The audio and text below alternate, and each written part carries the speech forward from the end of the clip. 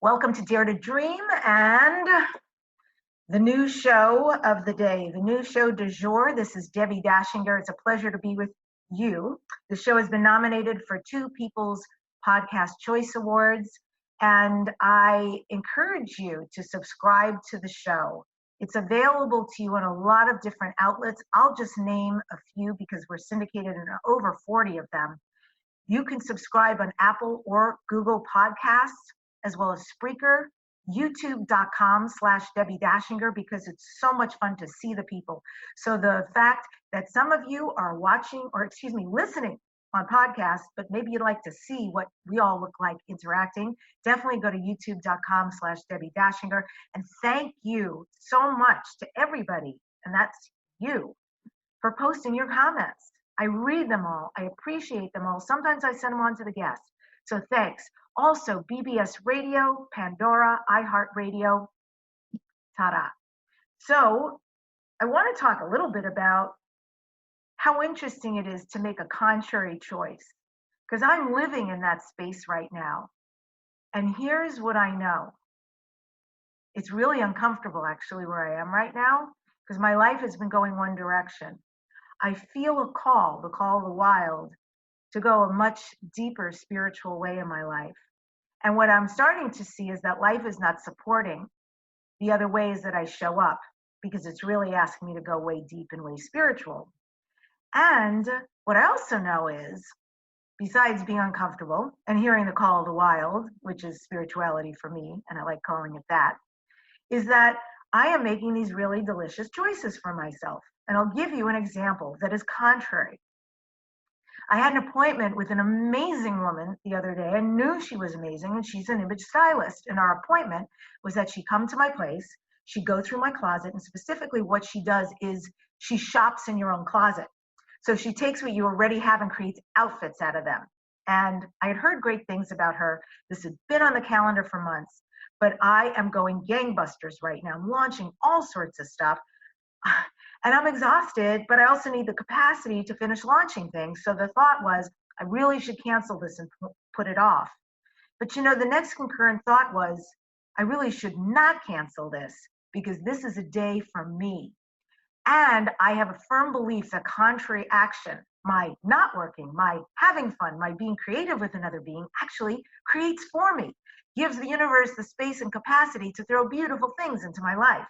So I got to say, I had the most spectacular day with this woman, Bobby, and I now have 30 new outfits. I went to a wine event last night. This is one of them, by the way. You can't even see the awesome black crushed velvet pants that go with this, or the boots, and she puts everything together.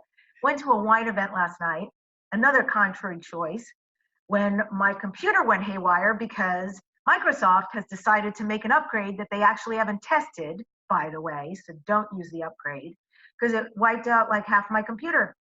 So I was in triage for 5 hours yesterday at a time when I really need that time.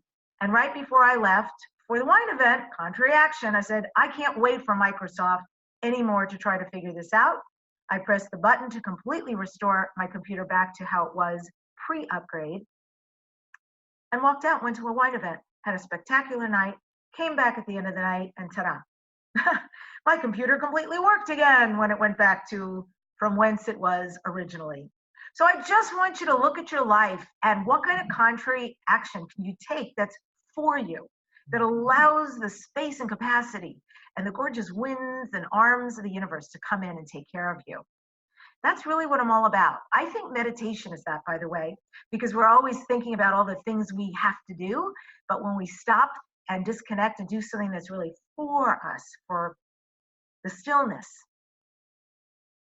for the remembering that we are all that is and connected to all that is, that magnificent things can happen. So one of the things I'm doing tonight is I'm going to take a look at some ideas for me to do to create a new, an upgraded 2.0 ritual that I do daily. I've had one, it's been lovely, but I'm ready for 2.0, because when you hear the call of the wild, when you hear spirituality go, come to me, you're mine. Look in my eyes, you're mine, baby. And I feel it like big time. I need a new practice or an upgraded practice. So I'm going to be looking at future journaling, you've not heard about that, I'll let you know how that goes because I feel I'll do some work there. And definitely some practices, some beautiful practices, maybe even bump up the yoga that I do every week. So I'm offering all of this to you so that your mind, your being starts going to start to consider what's up for you and what's right in life and what seems logically like what you really need to be doing, but you know in your heart what you most desire to do and where your perfect alignment is instead. And to trust that alignment, to allow that to unfold and see where it takes you. Yum. So I have a great show for you today. And before I get into the show, I just want to say thank you to Dr. Dean here for sponsoring this show. And thank you to Access Consciousness. You can find his amazing, powerful energy work anywhere in the world. His products, his books, everything. They've got online courses, live courses. You can become a facilitator. It's Dr. Dane here, HEER.com and accessconsciousness.com. They're amazing. And if you're different, Debbi Dachinger, definitely different like me. It's a great outfit. So would you like to learn specifically how the universe is here for you in particular? I know I do.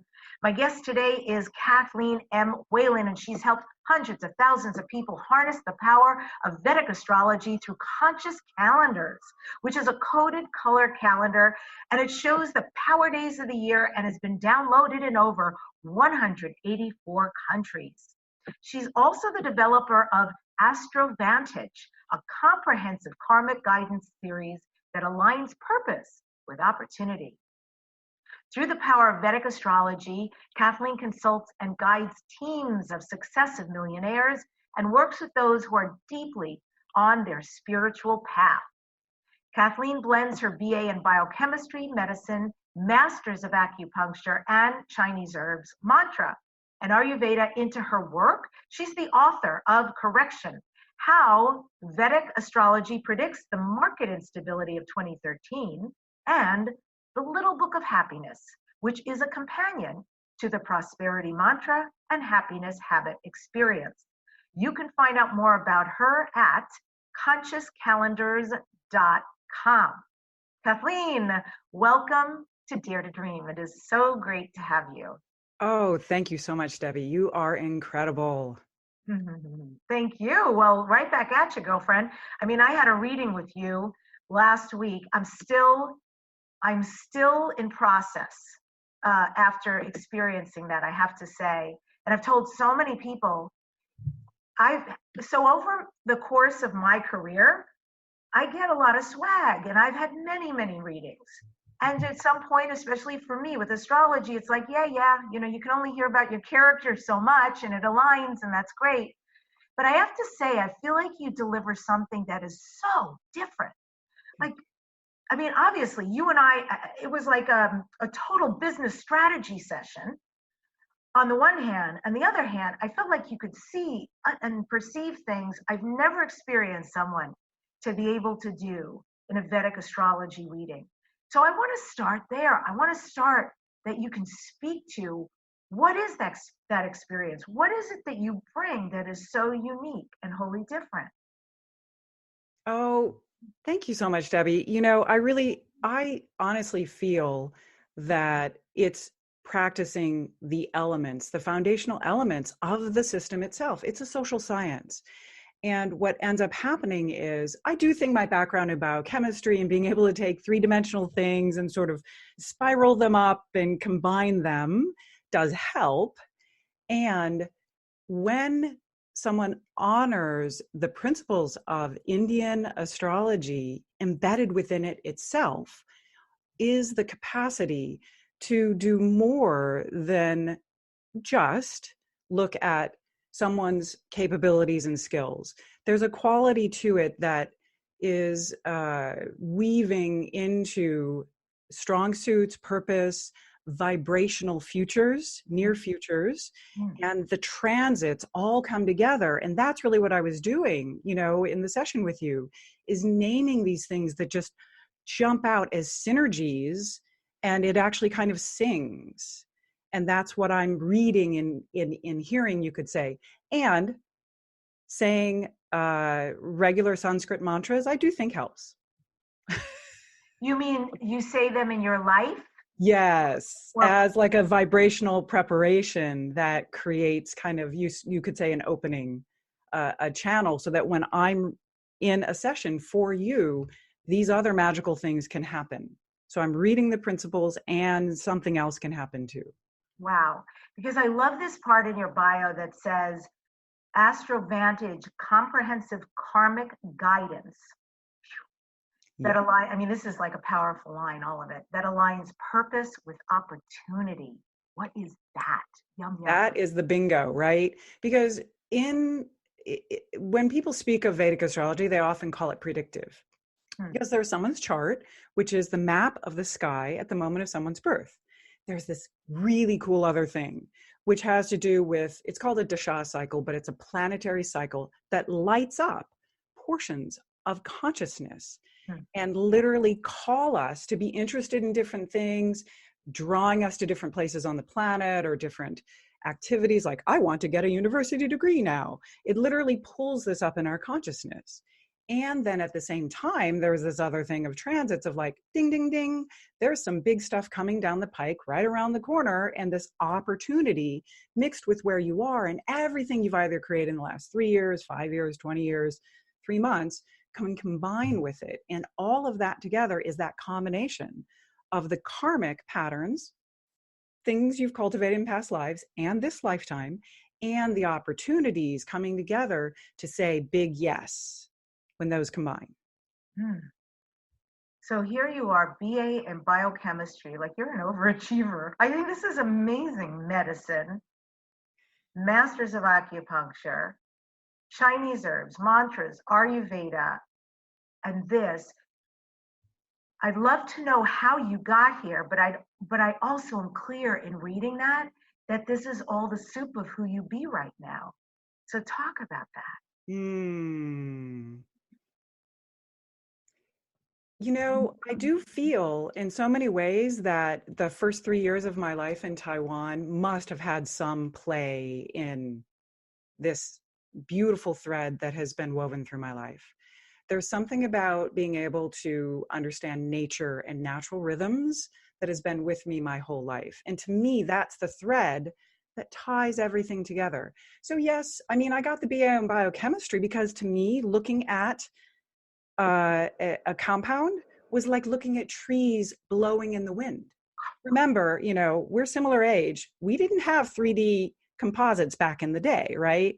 Like we had to take, you know, two-dimensional images and look at them. But when they finally came into being, looking at the things that make up our body, it's all nature. It's the microcosm, macrocosm. This thread is all woven throughout. So I chose biochemistry because I knew I was going to medical school. I went to medical school. I left medical school. And I was just going to jump through that hoop to get to Chinese medicine. And I already had a successful Chinese medicine practice. And when I came to Vedic astrology, I spent 50 to 75 hours on my own chart to understand that as much as was having a very successful practice, if I continued in the same vein, I would likely make myself sick. Wow. And it was time to change. So I began that process, which was very difficult to let go of a very successful practice. People still are like, can I refer people to you, you know, for the Chinese medicine, you know, because I can do the whole energy bit. And so, yeah, it's been a very interesting process, but understanding nature and natural rhythm is the thread. It's the core of all of it. There is no difference to me. Mm. And you once organized talks for Pema children. I'd love to hear more about that. That was very early before she became known. Actually, I had Thupten Chodron was one of my Tibetan Buddhist teachers, and Thupten Chodron actually has done incredible work for Tibetan Buddhist nuns in creating nunneries and places that they can live and practice away from the public sphere. But while she was still living in public life, Pema Chodron, good friend of hers, you know, they went through teachings together.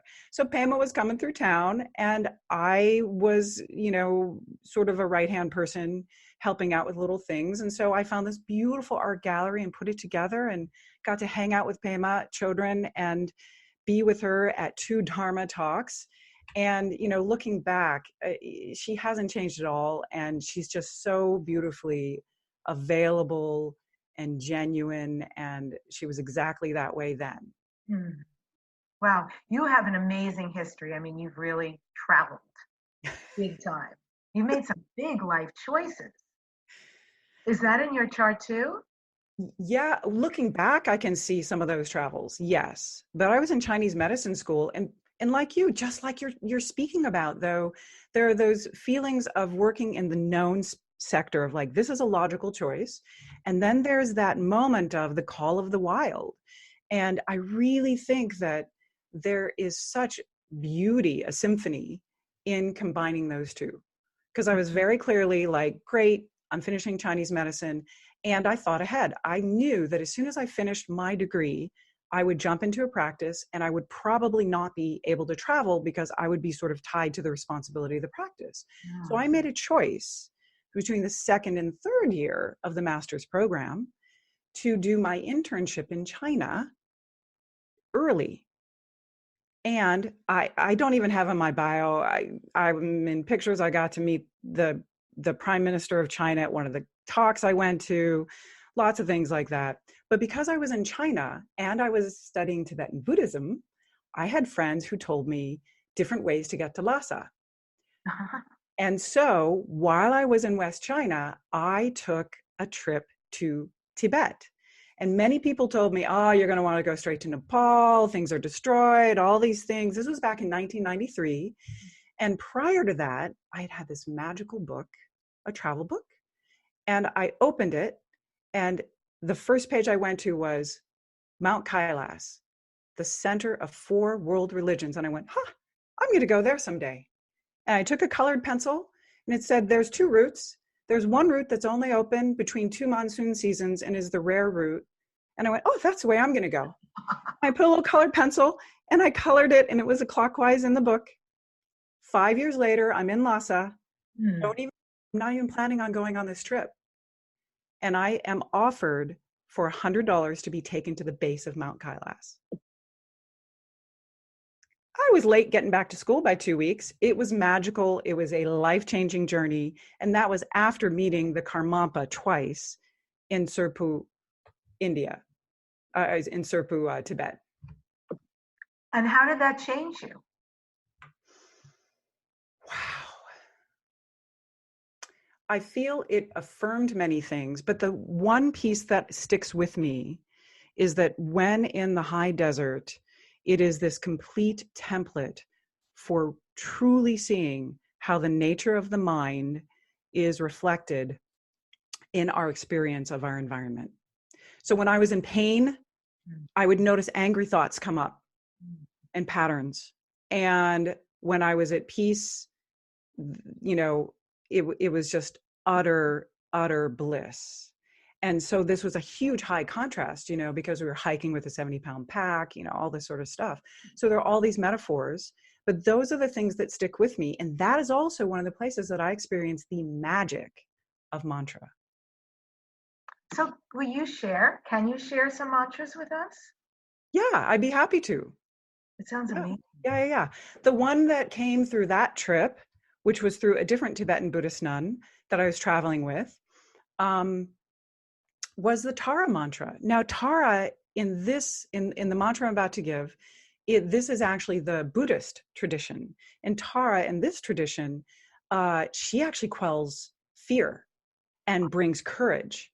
Oh. And this was one of my first mantras. And now we don't use mantra to manipulate our environment, but it just so happens that if you're having issues and things are kind of in the way, or you're late, or like you got to get somewhere fast, doing the Tara mantra clears obstacles. It's sort of like Ganesha in the Indian pantheon. But this Tara, the green Tara mantra, which is, she's sort of the patron saint of Lhasa, you could say, is that she quells fear, elicits courage of all sorts, and also clears obstacles. And when I say this practice a little bit longer, rainbows come out. Wow. Okay. I'll opt for unicorns, but Yeah. I'm a high achiever too. So this is beautiful. Wow. So just to reiterate, and that is the spelling Tara. That is Tara. Tara. The mantra clears issues, quells fear, and elicits courage. Yeah. And I'm going to actually give everyone a secret extra sound, which is part of my practice. And I will be using the Tibetan pronunciation, not the Sanskrit pronunciation. So when we say the mantra, it's actually Om Tare, Tu Tare, Tu Tara, Soha. Very simple. And so the Tara becomes Tare in the mantra. Om Tare, Tu Tara, Tu Ture, Soha. I've added an extra syllable in there that actually captures energy and sort of amplifies it. And I find that very, very powerful for me.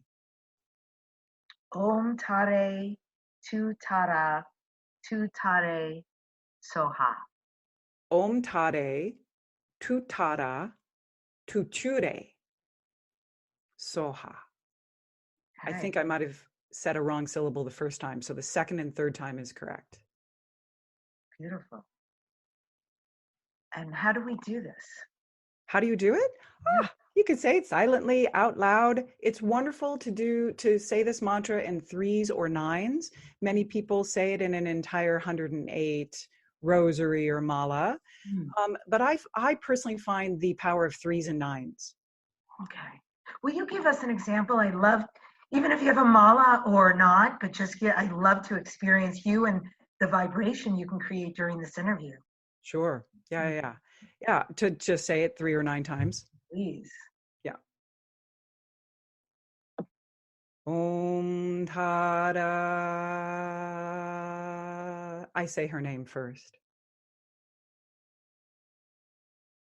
Om Tare Tu Tara Tu Ture Soha.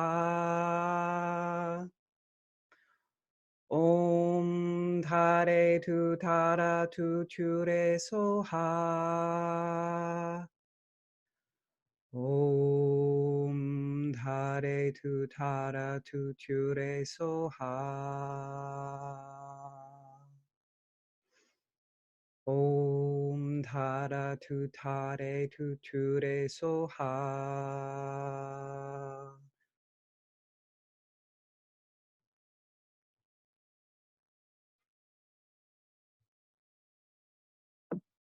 That's so beautiful. That has such a resonance, Mamma Mia. Well, we're going to take a very quick break because that's so yummy. I want you to be in that before we come back. My question is, what do you dare to dream? I interview very successful thought leaders who are doing great work out in the world. And if you knew you couldn't fail, if you knew you had the wings to fly, what would you do? That's why this show is created. It is for you, to support you. And if you would like to be part of this Dare to Dream team, please support us by making a donation. For $1 or more, go to patreon.com/dare to dream and make a contribution to help this show be as big and awesome and even bigger and more awesome than it is. And I will continue to find better ways to support you in your life to create your dreams. That's patreon.com/dare to dream. And if you're just tuning in after we've started, I'm interviewing the amazing Kathleen Whalen. She is a Vedic astrologer and she offers conscious calendars and Astro Vantage. And we're going to find out more about her work. You can find her at consciouscalendars.com. Kathleen, I want to ask you about the kind of things that people can receive working for you. So I know I had a session. I know we have a follow-up session I'm already looking forward to, but I can tell by what I'm reading, you offer a lot more. So just so I'm clear, all of what's possible with you, will you talk about that? I'd be happy to. So the Astro Vantage experience is really, I feel, the prime nugget to experience as much of the basics of what Vedic astrology can bring. And with that, that's 4 sessions over the course of a year. Of course, if someone would want to, they could shorten that, but that actually allows me to bring both a 1 and 2 year view for planning purposes, perspective of, the past, and to bring in all those other goodies that you maybe were reading about, which is, sometimes a flower essence recommendation. There's also gemstones. And in the Vedic system, gemstones are used very differently than many people might have experienced in the what I'll call the retail chakra support system, in that the gems are extremely high quality. There's affordable ones. They're extremely high quality. And the thing I'll tell everyone is, whatever gemstone you get, it is far better to get something you can afford without specks or marks in them, even though in your local gem shop, they'll go, ooh, it's rutilated. It's really cool. He's got inclusions. Yeah, but I just want to drop this little, because I love to give universal advice. Like, if you can't have a session with me, let's be useful. So, and so the gems are aligned with the planets. And that actually, contrary to logical belief might be, it doesn't bring the forces in. It actually counters negative forces that might be blocking us or pushing us to one direction more than another. And taking that pressure off then actually allows health to flourish. There's gemstones for wealth, for children, family, education, things like that.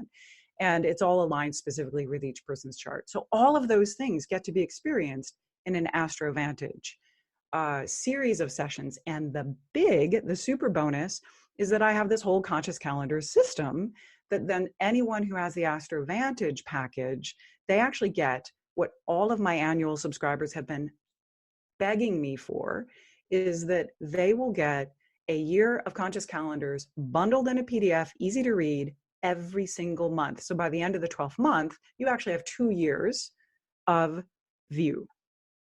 Now, I know your calendars are color-coded. You've got purple, green, red. Can you explain that? Yeah. I mean, at the forefront, it's just like many people who have, say, an Apple computer or have ever driven.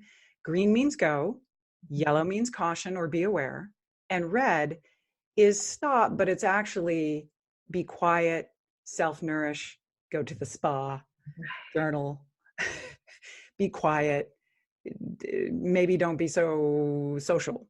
And that's really the core, is the green, yellow, red. And then additionally, we have purple, which brings in, which are days where there might be more blockages, or we might be bumping up against our stuff or sadness. And it's often a message to go, yeah, wait, maybe it's okay. So there's information in every single kind of color day. Ah, that's so good. Yeah, I'm having some purple. Without a doubt, I thrive on being social. I really do. And I also feel very held because of the people in my life, right? Major love and contribution. And even tonight, my best friend wanted to get together. And first we tried for a movie, and then we were, let's go to like one of our favorite places to hang out. And I just could feel so deeply in me, done, cooked, cannot, love her to the moon and back. And I really want to create my practices. Like, I feel so called to be in alignment that if life is so fast, right? It goes quickly. And to harness time, especially when something's up and it feels ripe, to sit down and really allow the expansion of what is right in life here, what needs to be in play. What does that look like? Recipes for me are everything, because I'm not a recipe girl, right? So like, I'm so unstructured that for me to have structure or some modicum of discipline creates massive success for me. Yeah, because you have this incredible ability to listen and observe, right? I mean, I feel like that's what makes you so incredible at the work that you do with visibility with people, because you have this ability to listen into yourself and observe sort of vibrational information, be it the colors people are wearing or how they're looking. And I completely understand because I'm a creative myself. So I like just enough structure to then have that sounding board to go, yeah, is this true for me? Right? That's the basis of everything in spiritual tradition, is we are asked to test it. We're asked to say, is this true for me? That's deep. You know, and oh, I have two places I want to jump, but I'm going to go here first because I thought this was really interesting in what you offer. You also offer stuff about what I'm talking about. This is outside of the flower essences and the gems, which you gave me some information, and I actually pulled up a great picture of a beautiful gold, because I'm a gold girl, gold ring with this monster pearl. Has to be a monster ring for me. So I found something, and I put it aside for when extra money comes in, and I'm so excited about it. It's one of the sites you recommended. You also talk about ways we can meditate as well as what we can do for our personal body type. I really want to dive into both of those because they're so compelling and very important for those of us walking around in this bodysuit. Man, oh man, oh man, right? Yeah. Let's just talk. I mean, they're really the same thing. Sort of exercise, meditation, when looking at someone's chart. And this is what a good Ayurvedic practitioner can do when they listen to the pulse. But what's so beautiful is when we look at the chart, we can actually see what works for you now. I think we all have experienced like, oh, I had a jam and I was meditating great then. Or, ooh, I worked out really great there. I had a routine. But what happens is with the planetary cycles and what lights up in our consciousness, two things are happening. There is what's natural to our body and body type.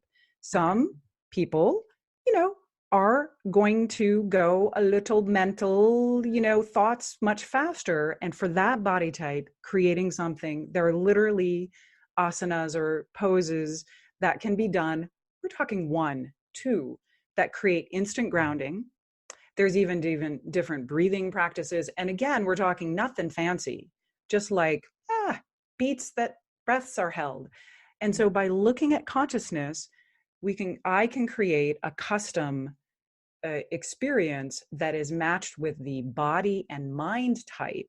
In addition, understanding the conditions of this month, of the next 6 months. Hey, you're probably going, to be a little more on your jam and walk every day here, or let's make sure you're walking here because the energy will be heavy, and so we can create custom experiences on a month by month, 3 month, 6 month basis that is always matched with the body mind type, because not the same kind of meditation is right for everyone. Is it like a pitta veda? Sorry if I'm saying it wrong. Kind of thing when you say veda. Vata, pitta, kapha. Remember that, like the doshas, and the word dosha actually is naming the imbalance. So I actually always like to use the positive vibrational quality. And so when these practices are employed, you're actually increasing vitality or prana or chi, and you're increasing tejas or focused fire, and ojas, which is the juiciness of life. And so what am I? Is that in my chart? Would you even know? Ooh, I'd almost have to relook. What we do know is that what's so interesting is that some of your tendencies are to have some of that vata, like a little bit of getting spun out, either, by technology and life, because you have the ability to understand information so well. But your core thing is ojas. Like, you are all about the juice. You actually understand the quality of the joy of life, the magic of life, all of that. That is in every fiber of your being. And you bring that to everything you do. An event, how you reflect it back to clients, whether you're helping them with a book or in a session, like that's that core, because you have a connected sense. You have a sense of being connected in the universe at all times. And that gives a grounding and that juiciness of life, that you come from that and seek it as well, because it's a natural fruit of being. Wow, thank you. Those are gorgeous words. And so for somebody who is in that flow of magic and connection and all that is and other people, is there an exercise that's better for my constitution?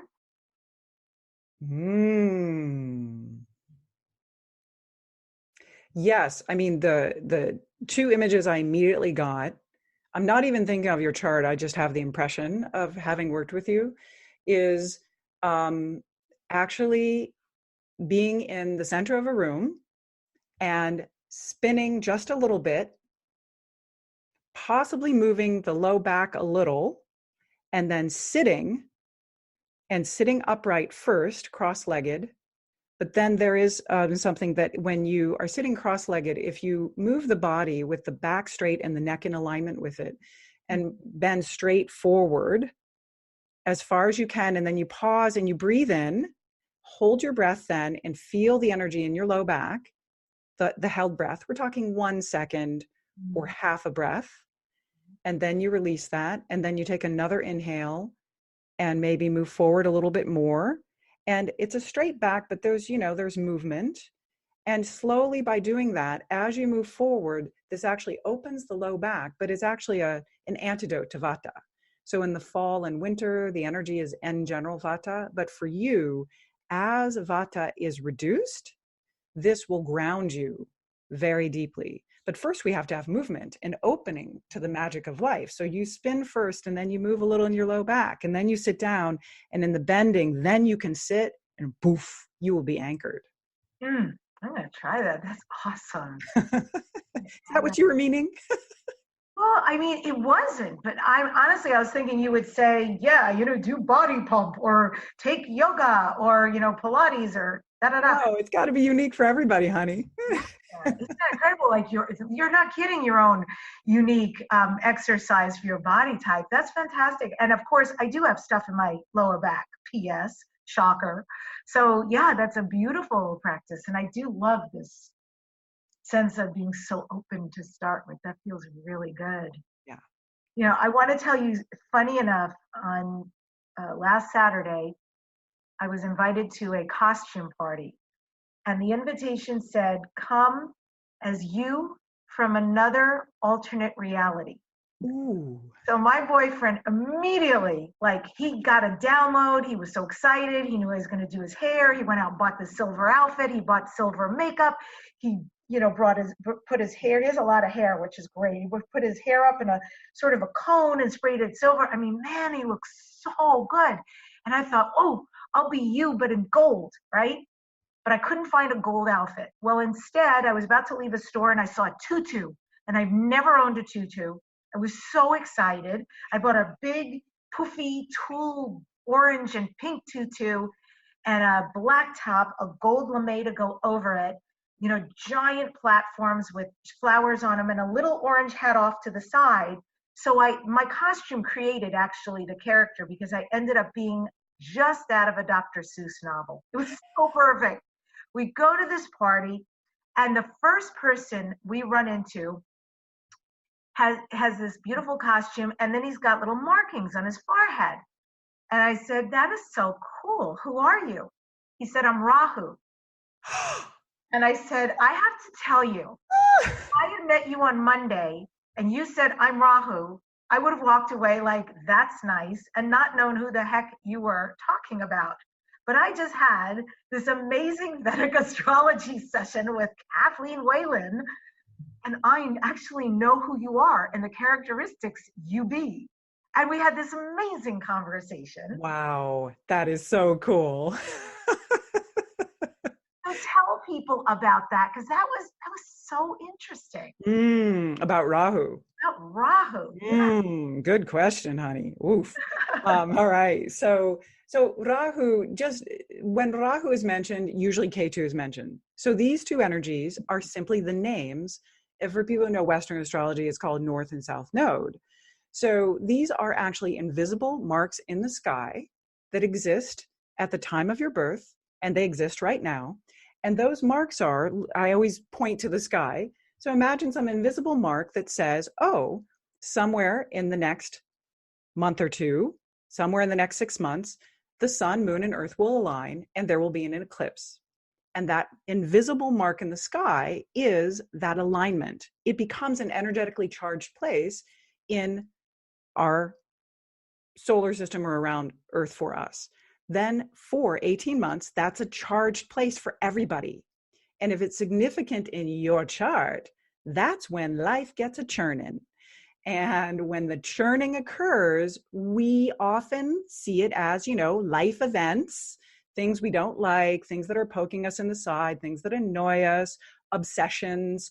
Sometimes you'll see people being pulled into the world, work, work, work, work, work, obsessed with how much they're making or making changes or redoing their home. And it appears to be an external pull.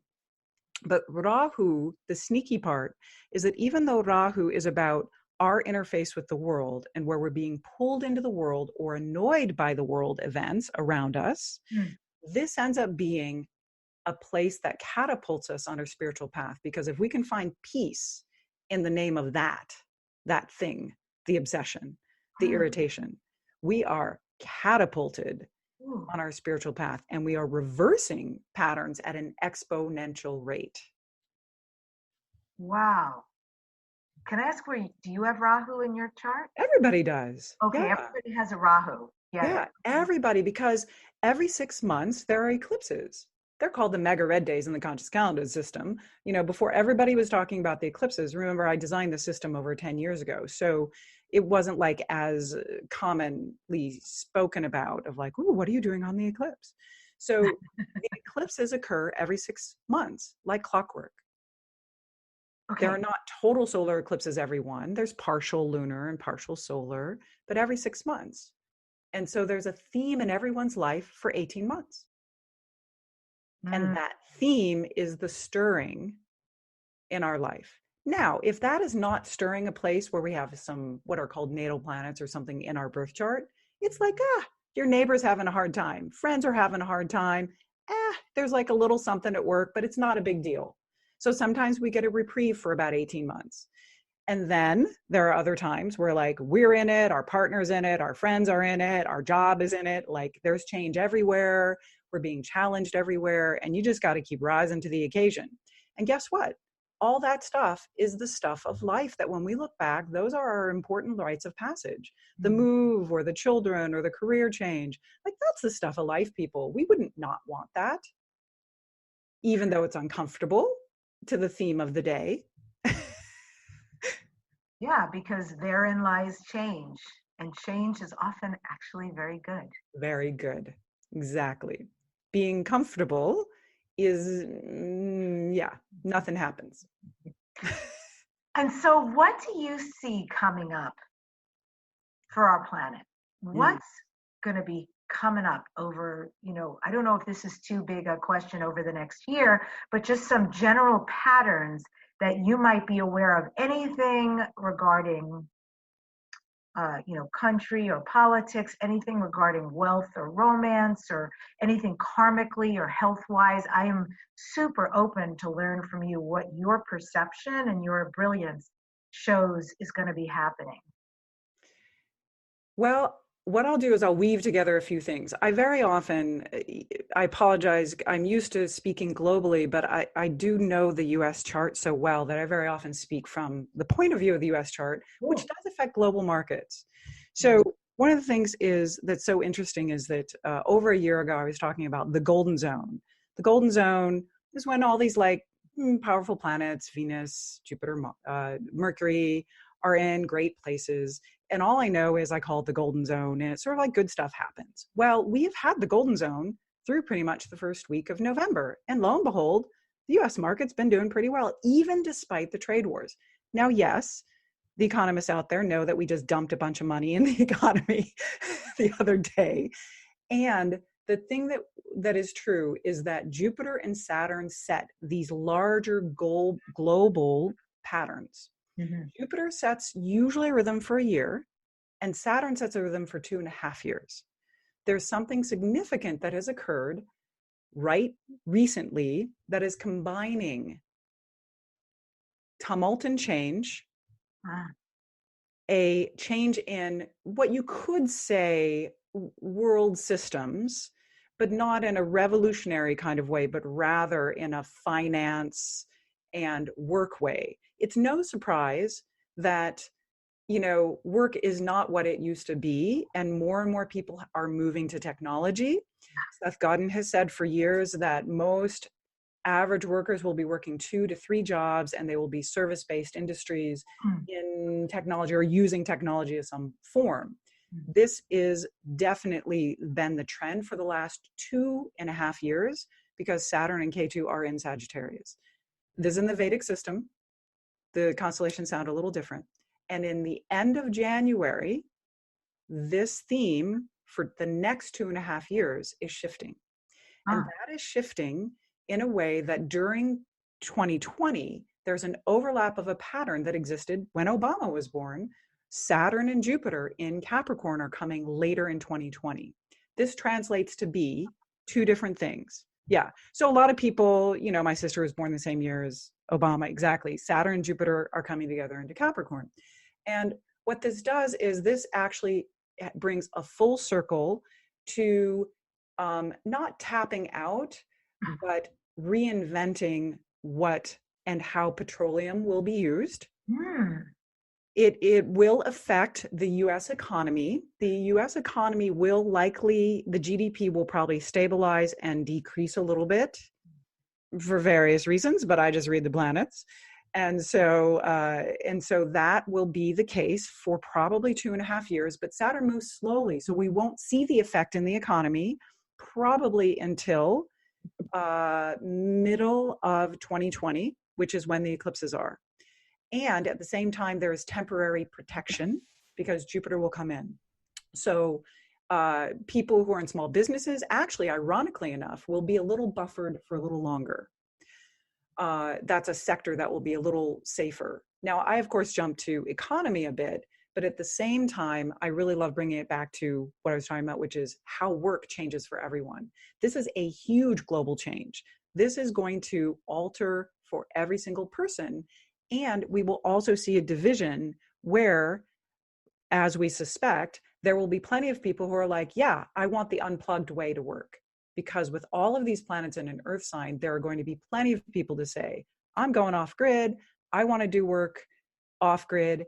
And then they may hand those products, those ways of life, those experiences off to people who have technology to go, hey, everybody, come over here, go have an event that's off grid. Go have an experience and reconnect with not being dialed in.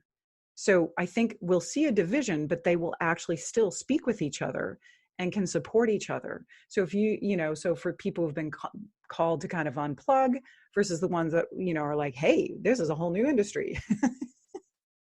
Is that, I just kind of riffed a little bit. But I have to ask you, because you piqued my interest when you started talking about Obama and this cycle coming back, because that's an election. So what do you perceive is going to happen? Do we have any?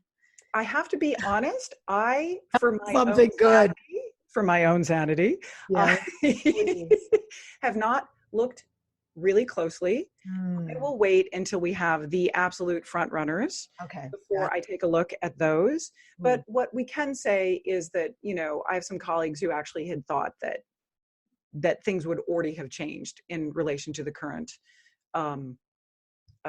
impeachment. Yes. Yeah. And that there would have been even bigger things coming down the pike.